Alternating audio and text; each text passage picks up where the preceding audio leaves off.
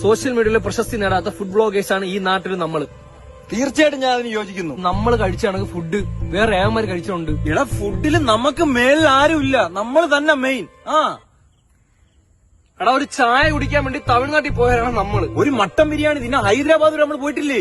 ഊണിന് പപ്പടം ഇല്ലെന്ന് പറഞ്ഞാൽ നമ്മൾ എവിടെയാണ് പോയി കഴിച്ച? തിരുവനന്തപുരത്ത് നിന്ന് കണ്ണൂർ പോയാണ് നമ്മൾ ഊണ് കഴിച്ച. നമ്മളെ പോലെ ഫുഡിന് വേണ്ടി ഇങ്ങനെയൊക്കെ നടക്കുന്ന വേറെ ആരുണ്ട് ഇവിടെ? ഒരുത്തനും ഇല്ല, ഞാൻ നീ മാത്രം. ഒരു ഫുഡ് ബ്ലോഗിങ് തുടങ്ങിയിരുന്നെങ്കിൽ മിനിമം ഒരു 5 എണ്ണമെങ്കിലും അടിച്ചത് നമ്മള്. അച്ഛനെ ആയ കാലത്തൊന്ന് ആഞ്ഞു പിടിച്ചിരുന്നെങ്കിൽ നമ്മൾ ആരായിരുന്നു? ഏറ്റ youtubers. Hashiv and Alan foodie. ഏതാ റെസ്റ്റോറന്റിൽ പോയപ്പം അവര് പോച്ച പുഴുങ്ങി വെള്ളമാക്കി തന്നു, അത് നമ്മൾ കുടിച്ചു. ടേസ്റ്റി. എടാ നമ്മളെ എല്ലാ ട്രിപ്പും എങ്ങനെയാണ്? ഡൗട്ട് എന്തോന്ന്? ആഹാരത്തിന് വേണ്ടിയാണ് നമ്മൾ വണ്ടി എടുത്ത് ഇറങ്ങുന്നത്. ആഹാരം കഴിക്കാൻ വേണ്ടി പോകുമ്പോ തളരുമ്പോ എവിടെയും ഇരിക്കുന്നെങ്കിൽ അതൊരു ടൂറിസ്റ്റ് പ്ലേസ് ആയി. ഇത് നോർമൽ ബോർമേൻ ഉണ്ടാക്കിയ പപ്സ് അല്ല, വിറവ് വെട്ടിക്കീരി അതിന്റെ ഇടയിൽ എടുത്തോണ്ട് പപ്സാണ്. അതും 10 കിലോമീറ്റർ അകലെന്ന്. ഒന്ന് നക്കിയെങ്കിലും നോക്കട്ടെ, താഴെ ഇത്തിരി ആ വിറവിന്റെ